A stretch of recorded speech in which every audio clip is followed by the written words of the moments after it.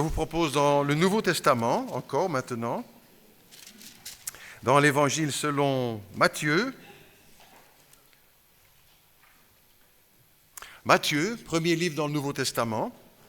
Matthieu qui était un des disciples de Jésus. Matthieu au chapitre 19. Matthieu, donc chapitre 19, et nous lirons à partir du verset 16. Matthieu 19, 16. Et voici, un homme s'approcha de Jésus et dit, « Maître, que dois-je faire de bon pour avoir la vie éternelle ?» Et Jésus lui répondit, « Mais pourquoi m'interroges-tu sur ce qui est bon? Un seul est bon.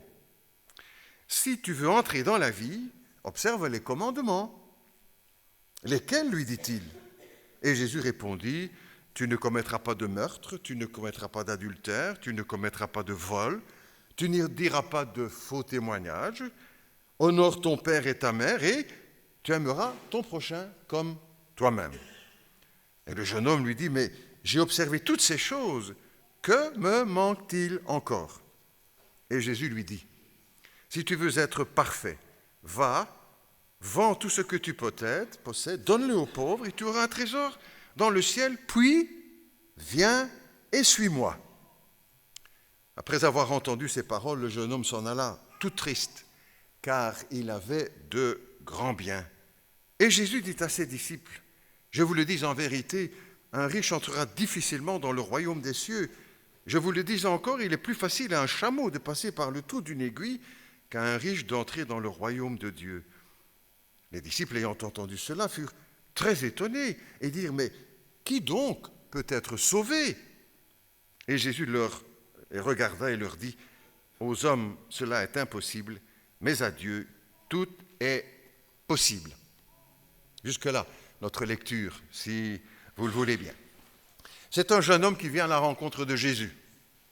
Les jeunes aujourd'hui ont une place importante dans notre société, probablement encore plus que toutes les générations qui nous ont précédés. Ils comptent beaucoup dans bien des domaines, le sport. Lors des derniers Jeux olympiques, un des plus jeunes athlètes avait 14 ans. Ou dans le domaine politique aussi, les jeunes prennent leur place. Et toutes les affiches que nous avons dans nos villes maintenant nous aident à le reconnaître. Dans le monde scientifique aussi, les jeunes ont beaucoup de place. J'ai lu ici que dans un rapport de la NASA, je ne suis pas spécialiste, mais dans le rapport de la NASA, lors du premier voyage sur la Lune, l'ingénieur qui pouvait stopper l'alunissage avait 25 ans. On n'a pas choisi le plus vieux, celui qui avait le plus d'expérience, un jeune ingénieur de 25 ans, sur ce grand projet. Dans le domaine aussi de la musique, on le sait, les jeunes tiennent une grande place au cinéma et aussi dans les églises. Aujourd'hui, beaucoup de places sont données aux jeunes dans les églises, dans les camps, etc. Beaucoup de choses. Le texte nous dit que c'est un jeune donc, qui s'approche de Jésus. Alors, certains pourront dire, bon, on va parler aux jeunes. Mais non, on va parler à tout le monde, parce que nous sommes tous un peu jeunes. De cœur, toujours. Je me souviens d'une anecdote du pasteur Vandenbroek que certains ont connue. Une anecdote vraie. Dans son église, il y avait deux dames qui venaient, une maman, 90 ans, et sa fille, 70 ans.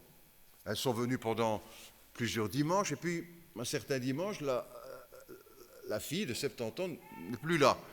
Et le pasteur demande, « Tiens, vous n'êtes plus venu avec votre fille ?» Et la dame de 90 ans de répondre, « Vous savez, avec les jeunes, aujourd'hui, on fait plus ce qu'on veut. » J'ai trouvé ça très beau. Il y a aussi des jeunes de 70 ans, vous savez. J'en connais quelques-uns. Et puis Hergé également. La fourchette était très large, les jeunes entre 7 et 77 ans. Donc on est dedans presque tous, n'est-ce pas? Et puis ce qu'on dit aux jeunes nous concerne aussi. Toutefois, les jeunes se posent beaucoup de questions. Et aujourd'hui peut-être encore plus qu'avant parce qu'ils sont confrontés à beaucoup plus de choses. Des questions sur eux-mêmes qui se posent, sur leur avenir ou sur l'avenir, sur la sexualité, sur les études, sur le mariage, sur la vie, sur la mort, sur Dieu. Ils se posent des questions, beaucoup de questions. Et ce jeune homme avait tout pour lui. On l'a présenté là dans le texte, c'était vraiment quelqu'un de très très bien. On note tout d'abord qu'il vient au bon moment voir Jésus, au moment de la jeunesse. Et la Bible nous dit en effet que c'est le bon moment pour venir à Dieu. L'Ecclésiaste disait « Souviens-toi de ton Créateur pendant les jours de ta jeunesse, avant que les jours mauvais ne viennent. » Beaucoup font le raisonnement inverse et se disent « Moi, je viendrai à Dieu le plus tard possible. » Beaucoup pensent comme ça, peut-être même parmi nous. Je viendrai, mais le plus tard possible. Avant, je veux profiter de la vie, avant, je veux m'éclater, faire ma jeunesse, comme on dit. Et puis, quand je serai sur mon lit de mort, il sera encore temps de prendre une décision. Mais souvent, sur le lit de mort, c'est trop tard. Parce que souvent, on n'a plus toutes ses facultés, on n'a plus suffisamment de force, on n'est plus conscient, et puis on se dit à quoi ça sert maintenant, je suis sur le départ. Et puis, cela vient d'une idée fausse qu'on vit mieux sans Dieu. Donc le plus tard possible. Erreur. Ou encore que Dieu est là pour l'au-delà. Mais pour ici, on va s'en sortir tout seul. Et c'est souvent cela qui est dans l'esprit de bien des personnes, pas seulement des jeunes. Mais on ne vient pas à Dieu au moment de mourir. On vient à Dieu pour vivre. Parce que c'est le Dieu de la vie. Et c'est avec Dieu que nous sommes invités à vivre, parce que c'est pour lui que nous avons été créés les uns et les autres. Que l'on y croit ou que l'on n'y croit pas. Jésus a dit « Je suis la vie ». Et encore, il y a d'abondantes joies devant Dieu. La vie avec Dieu n'est pas triste. Sinon, il n'y aurait plus de chrétiens dans le monde depuis longtemps. Or, il se fait que depuis 2000 ans, il y a toujours beaucoup de chrétiens. Peut-être un peu moins dans nos pays en Occident, il faut le reconnaître. Mais dans d'autres pays, les chrétiens se multiplient parce qu'il y a de la joie à vivre avec Dieu, avec Jésus-Christ, ou vivre la vie chrétienne. Jésus n'a jamais dit « je suis la tristesse ». Suivez-moi et vous allez vous ennuyer. Au contraire, il nous a appelés à la vivre et à le suivre. Jésus a dit « celui qui me suit aura la lumière de la vie ». Vous savez aussi, si bien que moi, vous en connaissez peut-être, comme quelques-uns aussi pour moi-même, beaucoup de jeunes ont gâché leur vie entière, écoute bien, beaucoup de jeunes ont gâché leur vie entière parce qu'ils sont venus trop tard à Jésus-Christ. Pourquoi venir à Jésus alors quand on est jeune? Pour plusieurs raisons que je cite rapidement. Le Seigneur veut nous éviter beaucoup d'échecs. Le Seigneur veut nous éviter beaucoup d'échecs. Également, certains qui sont venus à Jésus regrettent une chose, c'est de ne jamais être venus plus tôt. Je n'ai jamais rencontré aucun chrétien qui me dit « je regrette, j'aurais dû encore attendre un petit peu ». Mais j'en ai rencontré beaucoup qui m'ont dit « si j'avais su, je serais venu plus tôt à Jésus. Et je n'aurais pas perdu beaucoup de temps. J'aurais pu m'éviter beaucoup d'échecs, de drames, de tristesse, de chagrin. » Et puis une deuxième raison, pourquoi venir aussi pour les jeunes, il y en a quand même beaucoup parmi nous aussi, un petit peu moins de 70 ans quand même, les jeunes, pourquoi? Parce que plus on attend, plus le cœur s'endurcit. Et plus on devient incrédule. Et puis aussi la vie nous ajoute des jours difficiles. Et la décision est d'autant plus difficile à prendre. Plus on attend aussi, moins il nous reste de temps pour vivre pour Dieu. Pour servir Dieu, puisque c'est là le but de notre vie. Donc ce jeune homme, il vient au bon moment. Il est jeune, au temps de sa jeunesse. Une deuxième qualité chez ce jeune homme, c'est qu'il a la bonne attitude. Il vient au bon moment et il a la bonne attitude, avec humilité. Il est impossible d'approcher Dieu avec orgueil, n'est-ce pas? Il faut venir au Seigneur avec l'humilité, parce que Dieu a horreur de l'orgueil. La Bible dit, Dieu résiste aux orgueilleux, mais il fait grâce aux humbles. Je vous pose la question pour vous aussi, dire, mais est-ce que vous préféreriez vivre avec quelqu'un d'orgueilleux ou quelqu'un qui est humble? On a tous compris, n'est-ce pas? Dieu résiste aux orgueilleux, mais il fait grâce aux humbles. l'orgueil serait, on pourrait dire en élargissant le sujet, c'est le grand péché de l'homme moderne, plus orgueilleux que jamais. Parce qu'il fait tout mieux que tous ceux qui ont précédé. Il marche sur la lune, il brise l'atome, il peut remplacer les organes du corps, etc. Des merveilles. Donc tout cela remplit son cœur de suffisance, d'orgueil. J'ai remarqué aussi ceci, n'est-ce pas, que beaucoup de personnes viennent à Dieu ou à Jésus-Christ après un échec, après une déception, après un drame, après un chagrin, après une épreuve. Pourquoi ? Parce qu'avant l'échec ou l'épreuve, on est orgueilleux. On ne veut de personne, surtout pas de Dieu, on va s'en sortir tout seul quand même. Et puis en avançant comme ça tout seul, on va souvent dans le mur. Et alors on commence à réfléchir, dit, qu'est-ce qui s'est passé ? Pourquoi l'échec ? Pourquoi la catastrophe parfois ? Est-ce que ce n'est pas parce que j'ai été orgueilleux et voulu garder Dieu hors de ma vie ?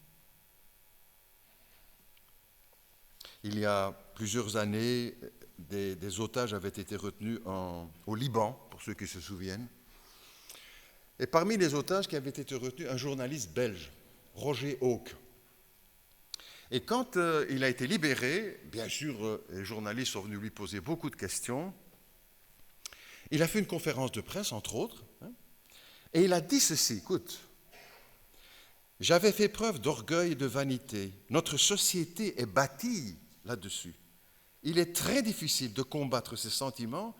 Je me suis rendu compte que j'avais été orgueilleux, égoïste, prétentieux, avant d'être enlevé.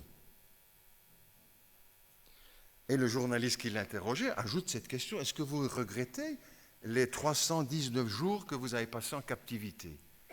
Et il répond ceci, je vais vous dire une chose qui vous surprendra. Cela était nécessaire pour que je prenne conscience de Dieu. Parfois, les échecs nous conduisent vers Dieu, parce que nous réalisons notre faiblesse, notre petitesse. Nous sommes fous quand nous sommes orgueilleux, et j'espère que je ne blesse personne en disant ça, n'est-ce pas ? Je le dis aussi pour moi, pour chacun de nous. Nous sommes fous quand nous sommes orgueilleux. Mais qui sommes-nous ? Une poussière sur cette planète, n'est-ce pas ? 6 milliards d'habitants. Nous sommes une poussière, notre planète est une poussière dans les milliards, centaines de milliards de planètes de notre univers. Et qui sommes-nous pour dire, moi je rejette Dieu, je vais m'en sortir tout seul.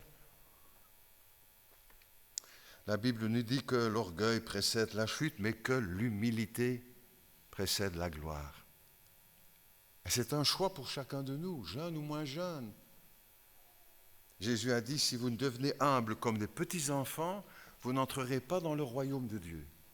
Notez bien que beaucoup ont mal entendu cette parole en disant, Jésus n'a jamais dit que vous devez devenir bêtes comme des enfants. Jésus n'a pas dit ça, il a dit humble. Parce que l'humilité nous permet d'approcher Dieu et l'orgueil nous en tient éloignés. Qui sommes-nous pour braver Dieu ? Qui sommes-nous pour braver Dieu, son amour ? La Bible nous dit qu'il tient les océans dans sa main. C'est une image, bien sûr. Mais pour montrer la grandeur de Dieu, comme cela a été chanté tout à l'heure. Dieu, tu es grand. Et moi, je suis si petit.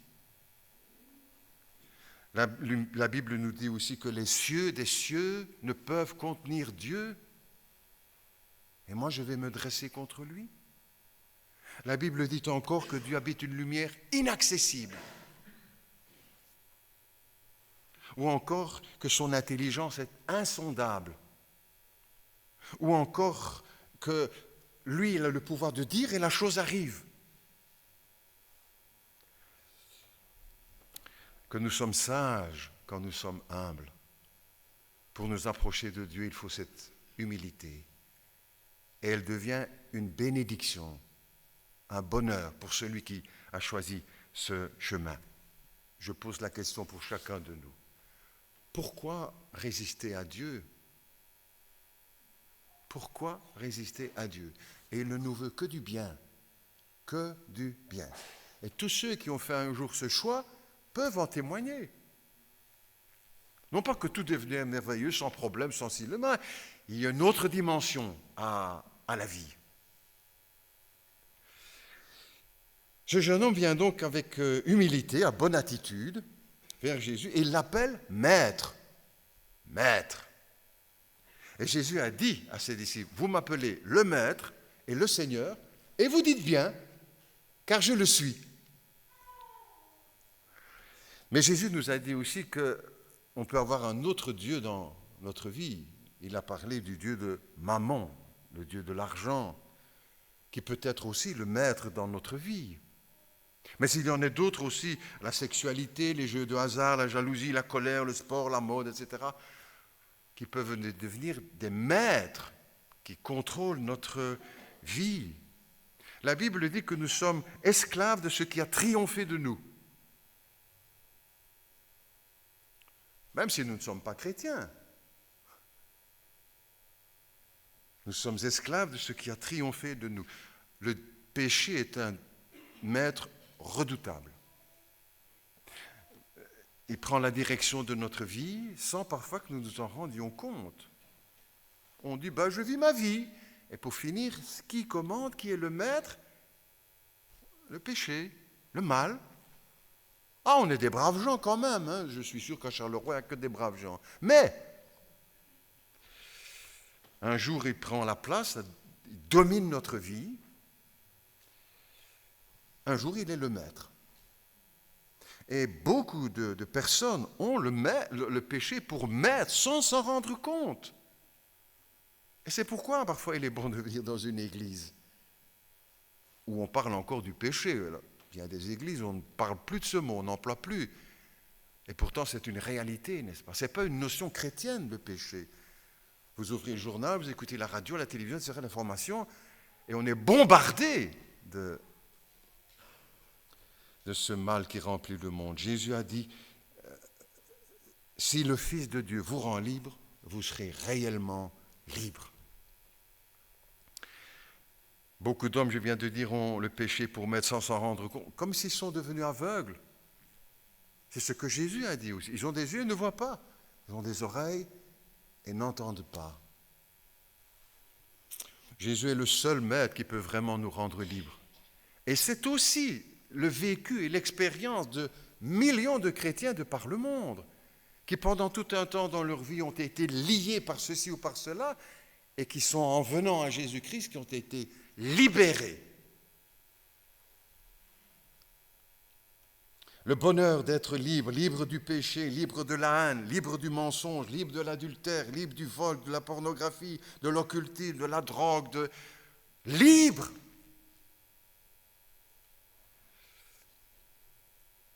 Question pour nous, qui est notre maître? Qui commande notre vie? Ce jeune homme vient au bon moment, il vient avec la bonne attitude, l'humilité, et il vient aussi avec la bonne question. Une question sur la vie éternelle.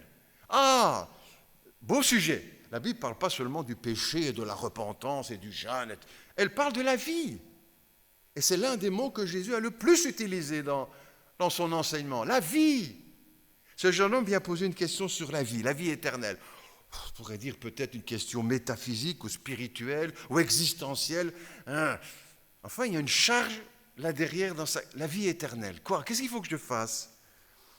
Il y a quelques années aussi, Jacques Attali, qui était le conseiller particulier de Mitterrand à l'époque, venait d'écrire un roman, j'ai eu l'occasion de voir ça à la télévision, bien sûr, sur un reportage qui lui était consacré. Et le roman qu'il avait écrit avait pour titre « La vie éternelle ». Ce n'est pas un chrétien. Au contraire, la vie éternelle. Et le journaliste lui a posé la question, mais pourquoi ce titre, la vie éternelle? Et il a répondu ceci, parce que d'une certaine manière, nous cherchons tous la vie éternelle. Il y a quelque chose en nous qui aspire à l'éternité. Nous sentons en quelque sorte que nous ne sommes pas là juste pour 70, 80, 90 années sur cette terre, qu'il y a en chacun de nous une autre dimension. Et cela rejoint la parole de Dieu qui dit que Dieu a mis en nous l'éternité. Hein? Oui, en chaque croyant ou incroyant, il y a une dimension entre nous, en chacun de nous, qui dépasse les années que nous allons vivre ici-bas. Il vient avec la bonne question. C'est un jeune homme riche, le texte le dit, mais son cœur est vide. Il manque quelque chose. C'est ce que Jésus répondra. Il te manque une chose. Ah, mais il avait tout, Jésus. Il avait tout, il avait de l'argent, ceci, cela. Ah, il te manque une chose.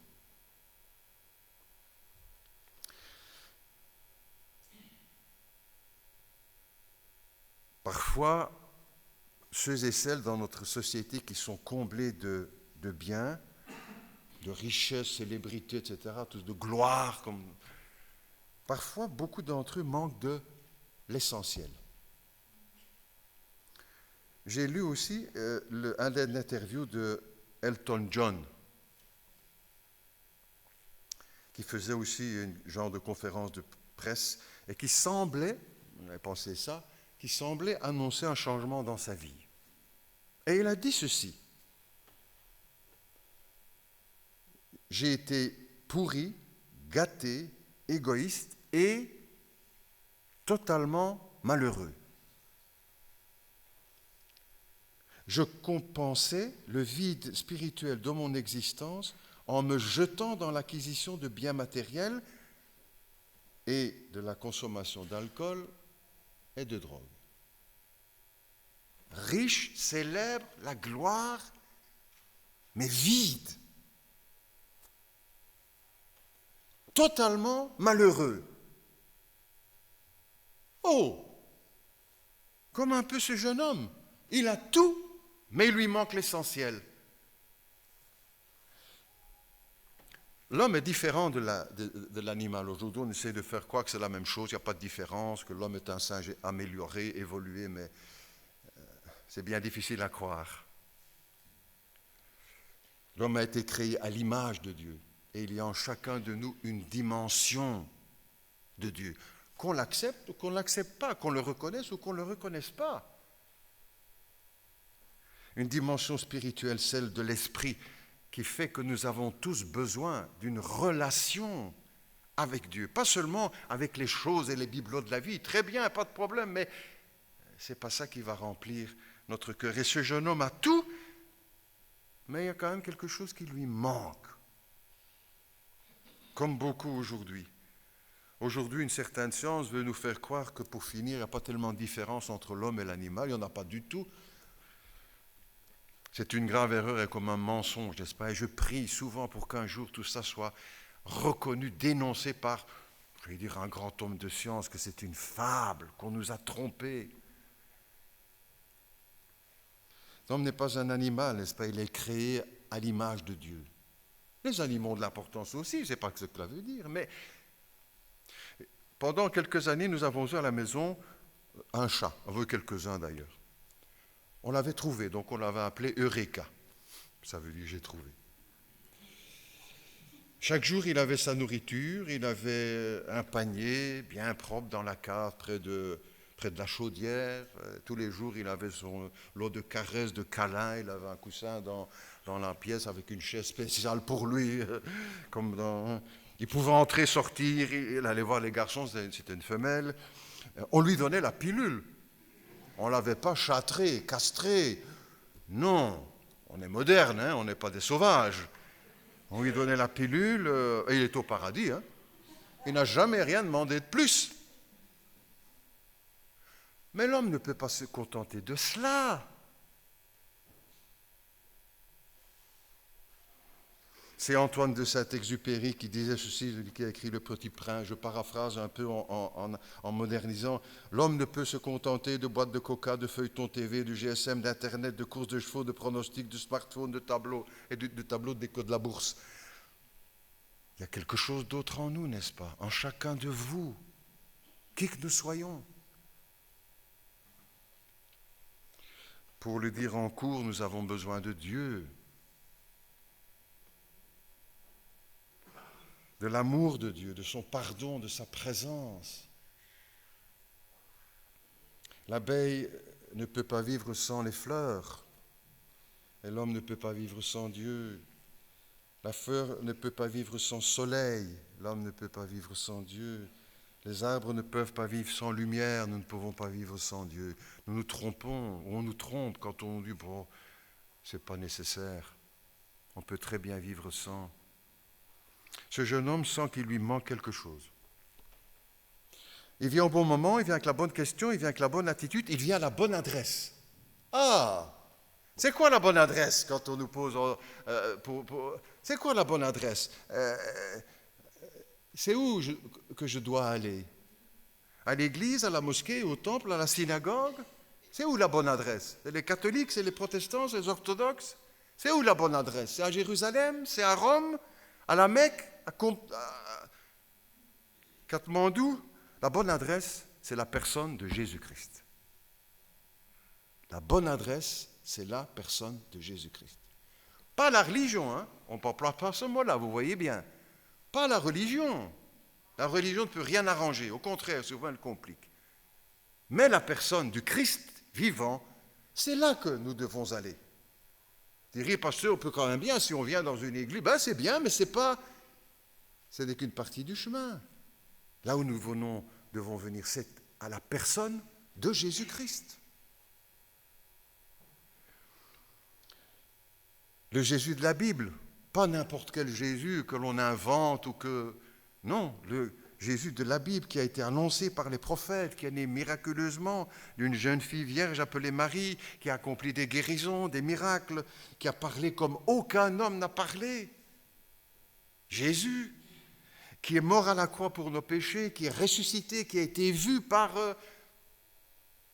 qui est resté 40 jours après sa mort en enseignant encore les disciples avant de remonter dans la gloire. Voilà la bonne adresse où il faut venir.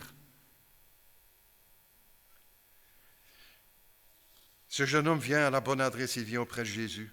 Jésus qui a dit « Venez à moi ». Jésus n'a jamais dit « Venez à ma religion ». Jésus a dit « Venez à moi, croyez en moi, suivez-moi, écoutez-moi. Moi, je suis le chemin, la vérité, la vie. Moi, je suis la résurrection et la vie. Je suis la lumière du monde. Celui qui me suit ne marchera pas dans les ténèbres, mais il aura la lumière de la vie. » C'est à lui que nous devons venir. C'est lui qui vous attend, qui nous attend, si nous ne sommes pas encore venus. C'est lui qui veut toucher votre cœur,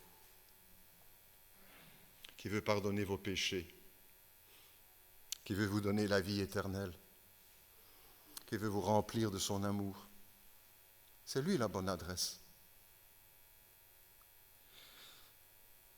Ce jeune homme cherche la vie éternelle, il vient à la bonne adresse, seul à Jésus-Christ qui peut donner la vie. Un jour, Jésus avait parlé avec les disciples, il avait dit des choses rudes. Il n'a pas dit que des paroles mielleuses, n'est-ce pas, comme parfois on pense. Des paroles sévères. Il y a une partie des disciples qui l'ont quitté. Il n'y avait pas seulement les 12, il y avait beaucoup d'autres disciples. Et après avoir entendu ça, il y en a beaucoup qui sont partis, qui l'ont quitté. Mais les 12 sont restés près de lui, les 12 apôtres. Et Jésus a posé la question, et vous ne voulez pas partir? Et c'est l'apôtre Pierre qui répondra, mais à qui irions-nous? C'est toi qui as les paroles de la vie éternelle.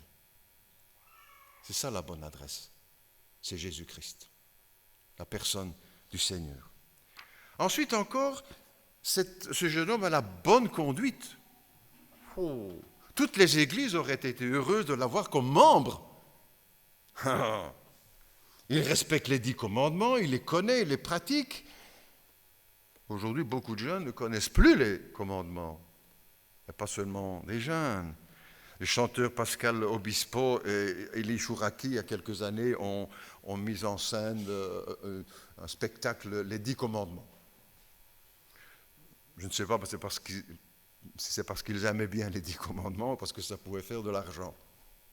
Chacun trouvera sa réponse. Pourquoi les 10 commandements? Parce qu'ils nous font connaître ce qui est mal.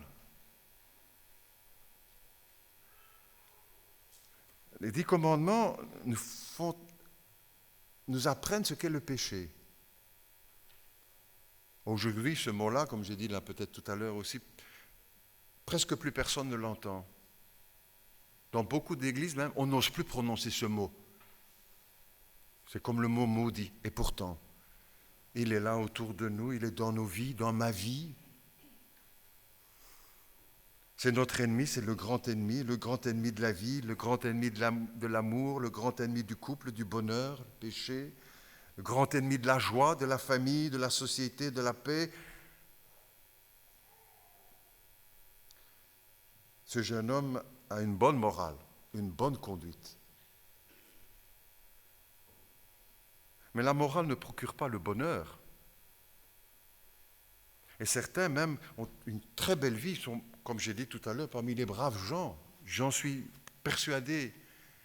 Mais ce n'est pas ça qui apporte le bonheur.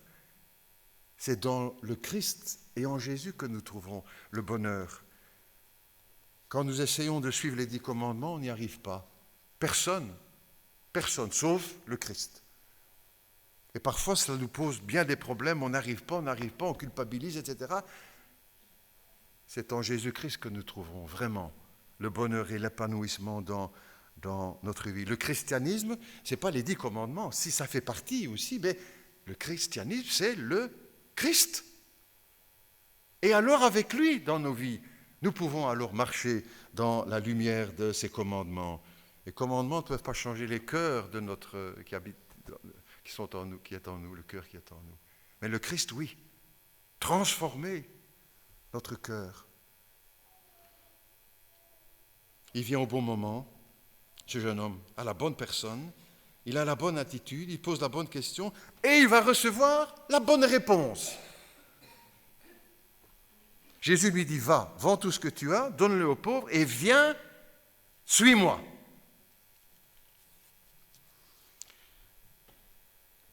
Est-ce que tous ceux qui viennent à Jésus-Christ doivent vendre tout ce qu'ils ont? Non. Parce que sinon, ils devraient dépendre des autres tout le restant de leur vie. C'est pas ça que le texte veut dire. Est-ce que tous les riches sont des sales types et tous les pauvres des braves gens? Non. C'est pas ça non plus que ça veut dire. Qu'est-ce que Jésus dit par là? C'est que pour ce jeune homme, l'obstacle, c'était son argent, ses biens. L'argent peut être un maître redoutable et un obstacle à la vie chrétienne. Jésus a dit on ne peut servir 2 maîtres, il faut choisir. On peut servir Dieu et maman, pas possible, il faut choisir. Et notre société aujourd'hui, notre monde, plus que jamais, n'est-ce pas, vit au service de maman. Et parfois, nous en souffrons tous, ou quand on entend les chiffres que sont bombardés de sites de lancers. Est-ce possible? Oui. Oui, oui. Jésus nous a enseigné qu'il faut choisir. On ne peut servir 2 maîtres à un moment. Il faut décider. Ce jeune homme a tout bon. Il vient au bon moment, la bonne question, la bonne attitude, la bonne adresse, la bonne personne, la bonne conduite, la bonne réponse. Et il fait le mauvais choix. Le texte nous dit, quand il a entendu la réponse de Jésus, il s'en alla tout triste, parce qu'il avait de grands biens. Il a choisi. Et il fait le mauvais choix. Tous devant le Christ, nous avons un choix à faire. On ne peut pas rester neutre.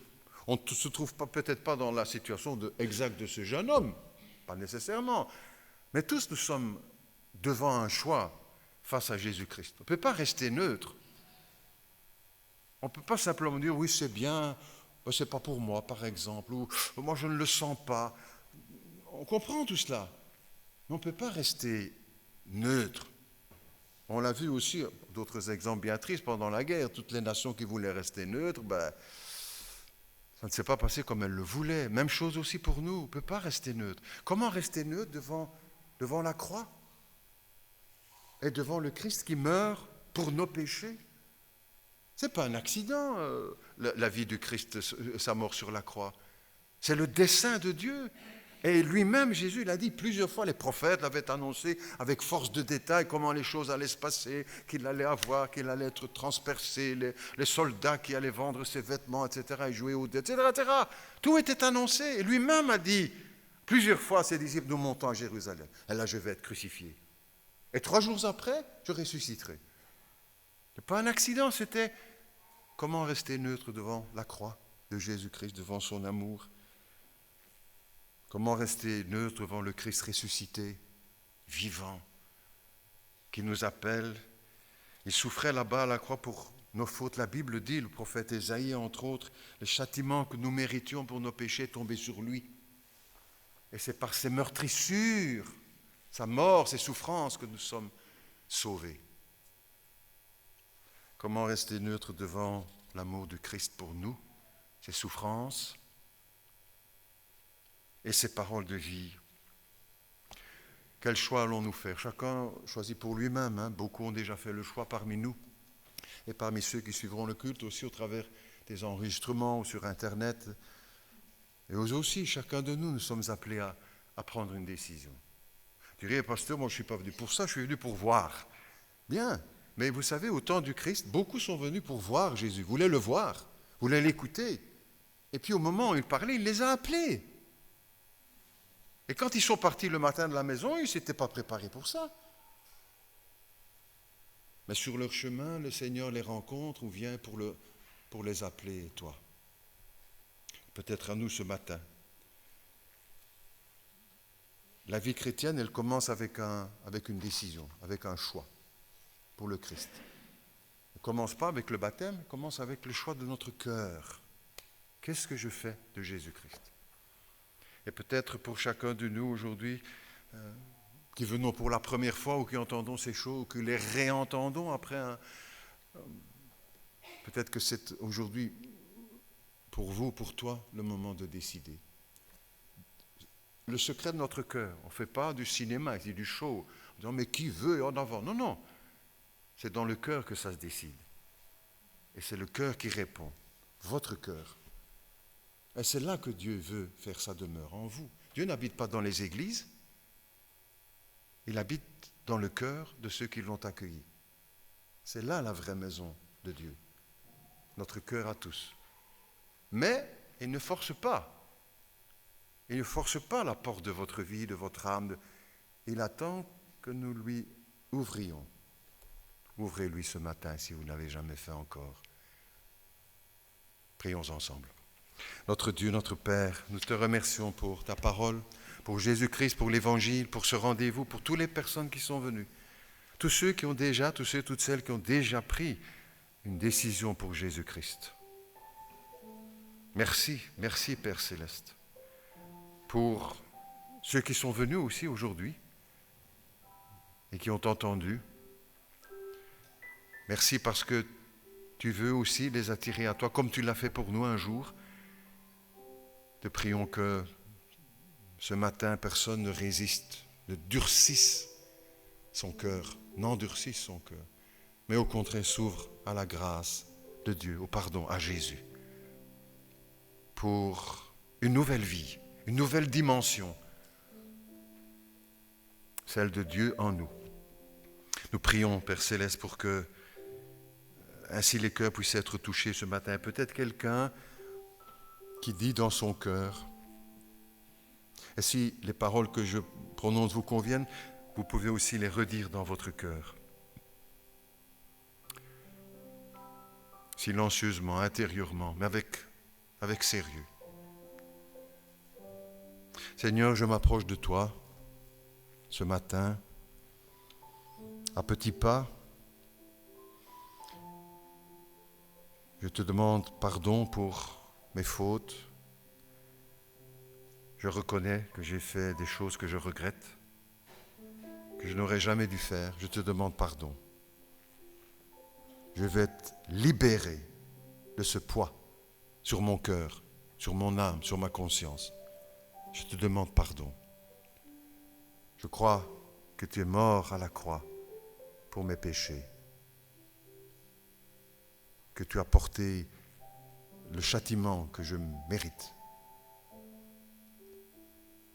Je crois en toi, en ta mort pour mes péchés. Je crois en ta résurrection. Même si je ne sais pas tout expliquer ou tout comprendre, je crois.